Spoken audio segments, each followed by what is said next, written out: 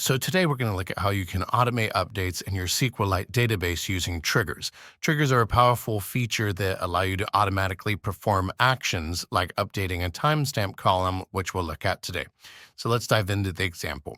So triggers in SQLite are special database objects that execute a predefined SQL statement automatically when a specified event occurs. So if you do an insert, update, or delete on a table, you could have it automatically execute this trigger.